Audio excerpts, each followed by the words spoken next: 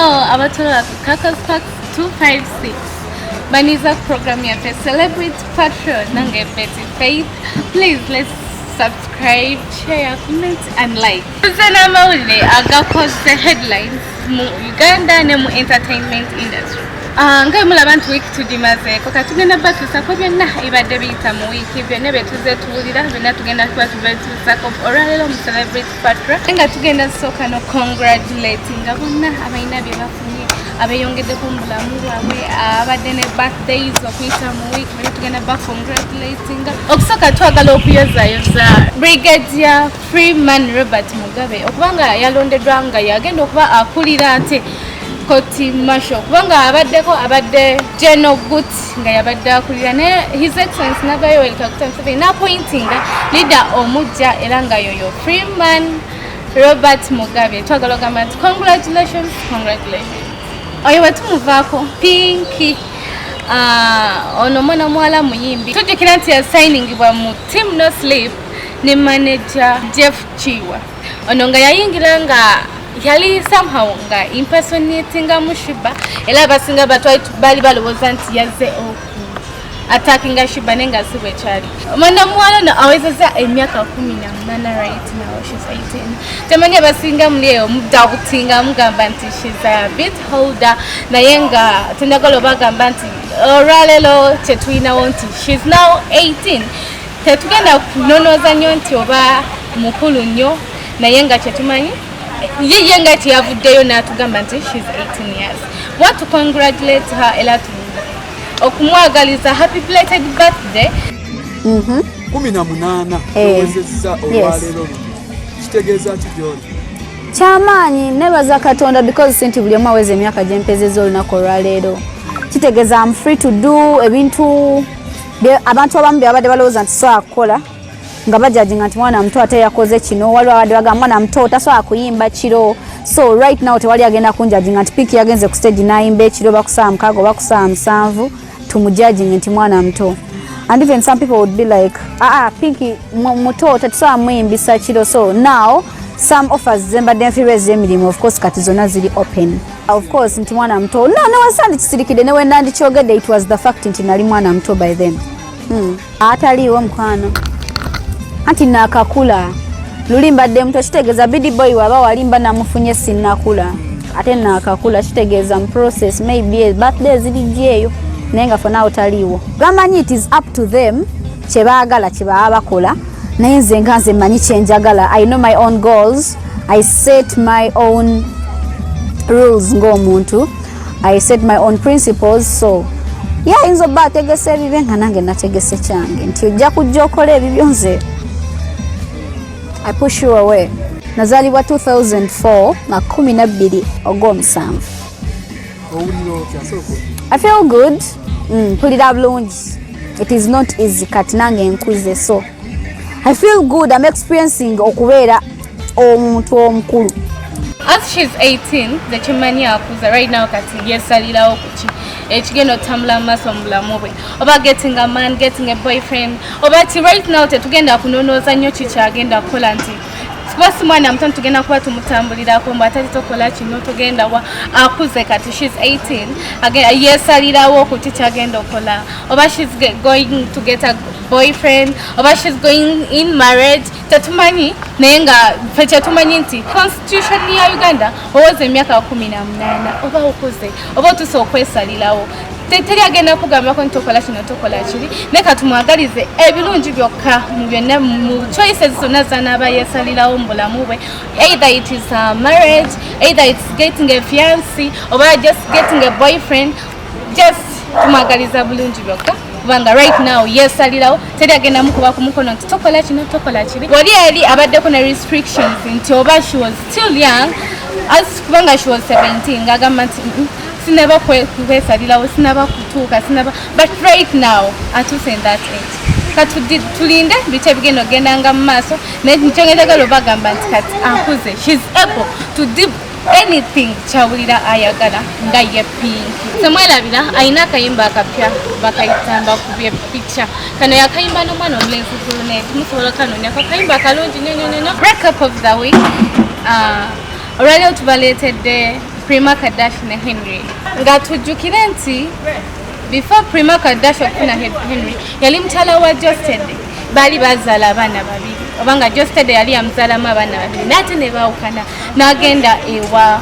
Henry n'asuubiza okwagala PRIMA KADASH na buli kimu ekikye kuba yajja n'abaana be naye nayogera n'agamba nti oba oyagala omukyala omwagala n'abaana be so nayagala abaana be naye kati bwe twogerera essaawa eno PRIMA KADASH yayawukanye ne Henry kati wendogerera amasiga Geosteady ge yali akaaba luli kati Henry yagakaaba essaawa eno kati yafunye uniform y'abakyawe endowooza yeetaagako socks n'engatto anywereremu naye nga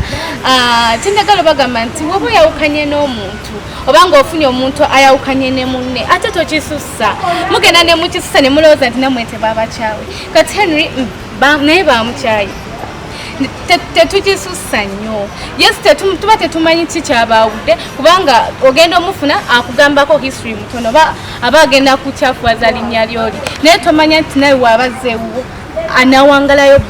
bbanga lyenkana litya kubeera aba tomanyi kiki ekyali kyabaawula n'oli kati wenjogera essaawa eno PRIMA KADASH ne Henry bayawukanye so oba ofunye omuntu mwagale nga yesu temukisussa temututijjirako bwe tweyongerayo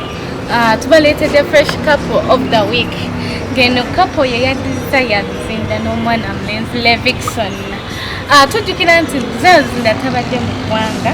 abadde yafulumamu naye agenda okudda ng'alokose era bwe yalokoka bwe yatuuka mu Uganda n'akola pate ku Serena ng'atenda Mukama be yamukolera Mukama nga we yamusonyiwa byonna bye yali akola nga we yazza obujja obulamu bwe ne Yesu era tulaba nti ne bwe yali ebweru nga platforms zonna social media platforms ziwaana Yesu zisinza Yesu alaga nti yali ku Yesu kati tetugenda bagamba nti oba batandika okwedetinga ne Levixone nga ali wabweru bw'eggwanga kubanga tetwerabira nti yakomawo alokose naye ekyazeeko tetwazzeemu okulaba kwe kwantula okwenkukutu okwakolebwa ewa Desire Luzinda nga ayanjula Levixone tetumanyi kapa egenda baba bantu bakwatagana tetumanyi oba kapa egenda tambula bulungi amazima gayi tetumanyi ate tetubagamba nti surely Desire Luzinda yalokoka kuba tetumanyi naye kiki ekigenda ogenda mu maaso kuba abantu bano tujjukirako emabegaawo nti baali baagaliza Levixone okwagala Carol Nantongo nga bagamba the couple is nice couple nungi naye tube twogerera nti right now Levixone yakyadde mu ba Desire Luzinda kati ali kangambe kati mwanjule ewaba Desire Luzinda tujjukire nti Desire Luzinda alina omwana bweyabayinga omwana we mukulu ali oba mu myaka 16 ate bwe tulaba eno couple gye tuyina essaawa eno nti Desire Luzinda mukuluko ku Levixone kati tetasobola okumanya Levixone yagenze okuzuula kubanga oluyimba lwavayo nti nze nina ekitone era lwalira Desire Luzinda Levixone yagenze kuzuula kitone kya Desire Luzinda oba amasimu gali nti tetumanyi naye ate wetutunuulira eno Desire Luzinda mukulu Levixone mwana banakitambuza batya banamalako katubalinde naye nga tetwerabira nti omwana mulenzi Levixone ategese concert gye yatumye embeera Kololo hair strip nga 26 November nga tuvuddeyo katugende mu maaso ne story ya Kapakat tujjukire nti Kapakat yali yafuna akabenje n'akosebwa evivi fesi nebanga naye yali yakosebwa kwegamba n'oluba luno nga tasobola gaya bulungi naye n'agenda mu surgery ne bamu operating n'agenda mu maaso ng'agenda atereera evivi nga ligenze lifunctioninga kwegamba nga n'oluba lugenze lufunctioninga naye mu kaseera kano tumukuletedde agenda mu maaso nga nnyonnyola embeera gy'alima essaawa eno ne surgery nga bwe yabadde. I'm better. I just have a swollen leg. I don't even want to show it into camera because I don't want to give that image to my fans, but I'm better. But kozeko. So we are going to be better. So why you're not going to go and to so I'm much better. Face you know yadawe yaona ndiye nonchakala nseka. The surgery went fine. Ombuziza whether nabadde was I scared. At first I was not scared completely. Nadengeza ngamayi just wali kwebakamu just bali batunga ebintu byawe titituze mbeyo naye I actually got scared when the actual sleeping came in neba kakati. Awe nadengenda okwebaka nenkankolooza ebintu nga 10 in my head ngamba mwana bozuka ngo kukuba kutemyeko. Bozuka basajja ne bagamba mwana tufimyemu nga atekigwa tulinako cyane ngamba ayya nwaji kaseke ngenda papa zanje mwana ezinga kaseke azawiyita saseka naye mwana genzo kustukanga okugulu kwe kuli nade maikazo kubanga bataddemu ebyuma bakiba nagenzo zukanga kwe kuli kulamba enda nengizika kana nengoma mutima satidde but natidde just kapati nati nagenzo zukanga mukama byonna because so we nkomawo anytime soon. Well, about walking, I cannot step on the ground. Ngezako nchakako okugulu bangambye nkola a lot of practice. Kyalemeddwa n'okwambuka amadaala naye ndi mu kugezaako. Earlier today this morning ngezaako kusimba naye kuzimbye. So bangambye nsooke nchwemu ennaku nga 5 swelling ekakane so kikyali kizibuzibumu kuba I'm practicing literally so I cannot physically walk bulungi right now newola bwe waluzi but I'm hopeful ngenda kubeera ndi fine. About the shows abantu abo muntimba naye mutimbe kubanga nkakase saawa yonna kati okuyimba nsobola oluba lwateedola njayo ya bulungi nnyo I can yawn firire so I can sing firire otherwise my fans are waiting for me banzizamu amaanyi bampita sebo myayi yangamba tukakyoga gwawo mukawuce tosobola kutuuka. That's love. Mwebale kubanga mukyali era mukya supportinga wamu nona abanyambako waliwo abankwatiridde mu mbeera eno. I said earlier I couldn't do it alone and thank you so much bambi munwaniridde munda z'okwagala n'abayombye muyombye bamufaaki bannaye naye nga kyekimu otherwise neyanziza nnyo neyanzige namba zikyaliko ku social media platforms zange kwaba bakyabuuza where to which numbers to use to assist me. Otherwise neyanziza nnyo neyanzege esaazi baloza ne bwengenda nempumuza okugulu kuno so that kuwona mangu nenga mwebale nnyo. Thank you for the support and Kappa is going to be back on stage so soon. Akayimba kapya kafulumada ayagala kimu ngamba sibula ntukira naliko waneno ngamba wa story ekwatagana ku kadi ya Chris Evans ne Mary Butter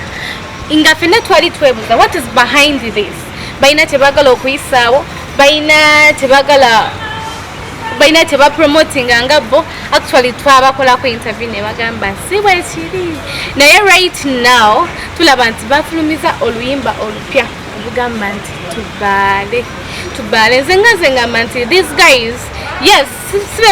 sibe tugamba nti bakulu nnyo mu industry eno naye